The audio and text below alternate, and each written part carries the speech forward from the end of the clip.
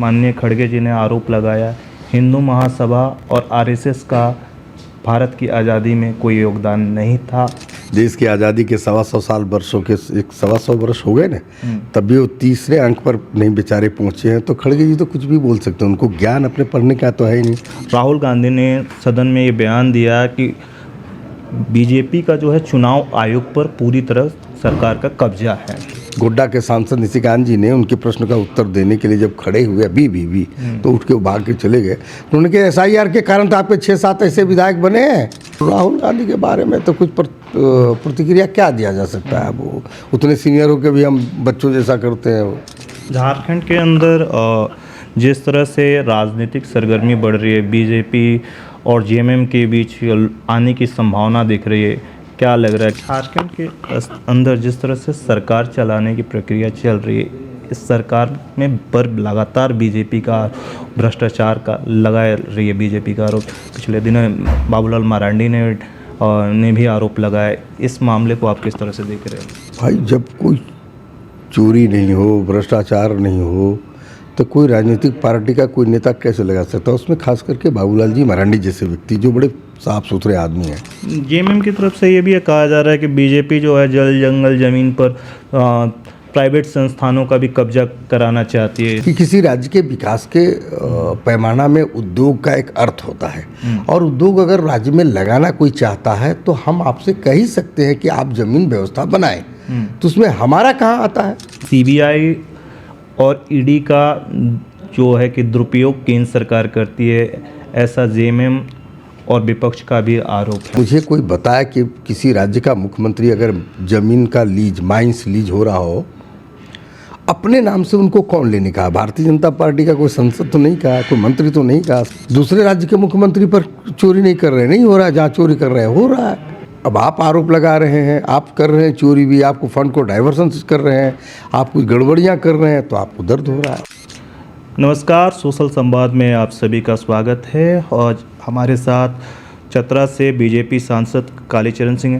Sir, जिस तरह से राज्यसभा में माननीय खड़गे जी ने आरोप लगाया हिंदू महासभा और आरएसएस का भारत की आज़ादी में कोई योगदान नहीं था वंदे मातरम के चर्चा के दौरान, खड़गे जी तो सारा का सारा श्रेय महात्मा गांधी के कितना हुंडी को बेचेंगे समझ में कांग्रेस पार्टी को नहीं आ रही है।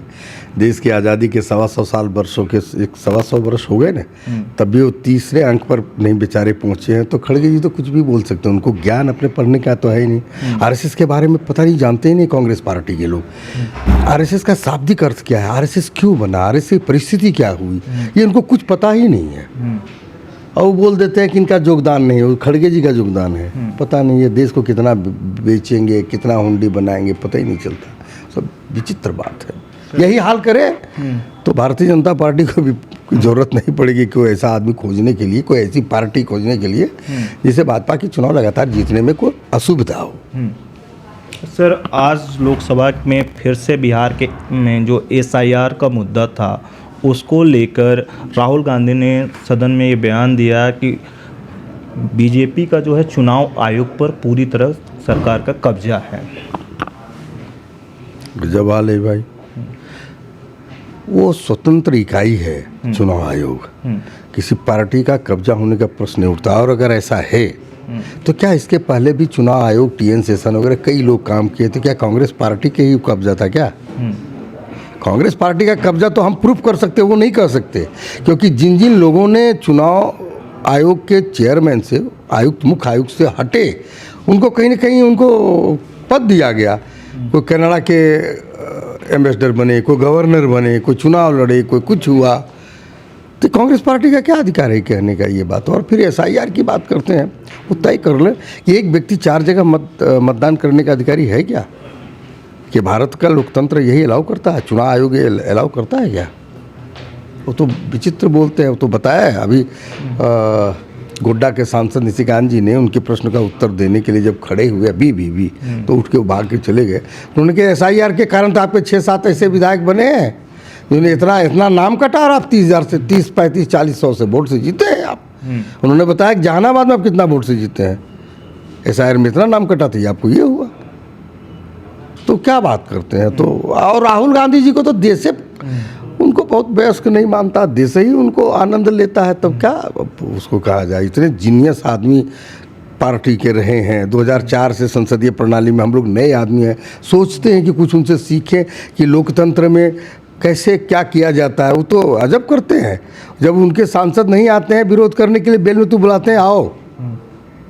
तो राहुल गांधी के बारे में तो कुछ प्रतिक्रिया क्या दिया जा सकता है, वो उतने सीनियर होकर भी हम बच्चों जैसा करते हैं। झारखंड के अंदर जिस तरह से राजनीतिक सरगर्मी बढ़ रही है, बीजेपी और जेएमएम के बीच आने की संभावना दिख रही है, क्या लग रहा है कि फिर से एक बार बीजेपी और जेएमएम एक साथ आ सकती हैं?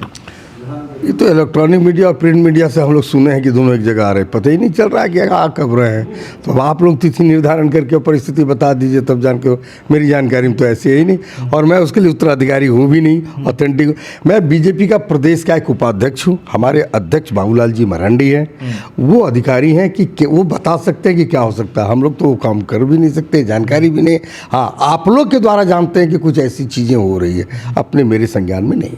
झारखंड के अंदर जिस तरह से सरकार चलाने की प्रक्रिया चल रही है, इस सरकार में पर लगातार बीजेपी का भ्रष्टाचार का लगा रही है बीजेपी का आरोप। पिछले दिनों बाबूलाल मरांडी ने भी आरोप लगाया। इस मामले को आप किस तरह से देख रहे हो? भाई, जब कोई चोरी नहीं हो, भ्रष्टाचार नहीं हो, तो कोई राजनीतिक पार्टी का कोई नेता कैसे लगा सकता है? उसमें खास करके बाबूलाल जी मरांडी जैसे व्यक्ति जो बड़े साफ सुथरे आदमी हैं, इतने दिन शासन में बहुत लंबे समय से रहे हैं, वो मुख्यमंत्री रहे हैं, केंद्र के मंत्री रहे हैं, तब भी उन पर कोई आरोप नहीं लगा। और अभी वो विपक्ष के नेता हैं, प्रदेश के अध्यक्ष हैं, तो उनके संज्ञान में जो है, तो आप प्रश्न जो उठा रहे हैं राज्य के भ्रष्टाचार पर, तो उसको उत्तर सरकार को देना चाहिए कि नहीं भ्रष्टाचार नहीं हुआ, या बताना चाहिए कि भ्रष्टाचार ये गलत बोल रहे हैं। लेकिन सरकार कहाँ बता पा रही है। तो बाबूलाल जी जो कह रहे हैं उसकी सत्यता तो है, तभी तो आप उसका प्रतिरोध तो नहीं कर रहे हैं। जेएमएम की तरफ से ये भी कहा जा रहा है कि बीजेपी जो है जल जंगल ज़मीन पर प्राइवेट संस्थानों का भी कब्जा कराना चाहती है, इस तरह के आरोप लगा रही है।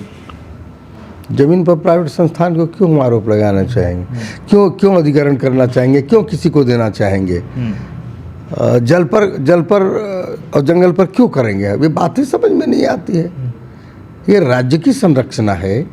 किसी भी विभाग राज्य के अधीनस्थ में जब वो कार्य करता है, तो भारत सरकार उसको कैसे इंटरप्रेट कर सकता है कि उसमें क्या मतलब होता है? हाँ, एक बात ये जरूर है कि किसी राज्य के विकास के पैमाना में उद्योग का एक अर्थ होता है, और उद्योग अगर राज्य में लगाना कोई चाहता है, तो हम आपसे कह ही सकते हैं कि आप जमीन व्यवस्था बनाएं। तो उसमें हमारा कहाँ आता है? कि आप किसी भी राज्य की उन्नति की बात करें, आप चाहे गुजरात ले लें, उत्तर प्रदेश वर्तमान ले लें, महाराष्ट्र ले लें, तो उन राज्यों का उन्नति का एक आधार तो उद्योग से रहा ना। और झारखंड में पलायन जो कभी कभी ये हम लोग को सुनने को मिलता है कि झारखंड वाले दूसरे राज्य को अस्त व्यस्त कर दिए हैं, बिहार वाले कर दिए हैं, क्या कारण है? कारण तो यही है कि उद्योग धंधे में हम पीछे उन राज्यों को रखे हैं, और उद्योग लगाने के लिए बड़ी बड़ी कंपनियां ही लगा सकती है ना। तो उनको अगर ज़मीन अगर आप दे रहे हैं, आप टैक्स ले रहे हैं, उसमें हम कहाँ आते हैं? भारत सरकार तो नहीं आती है।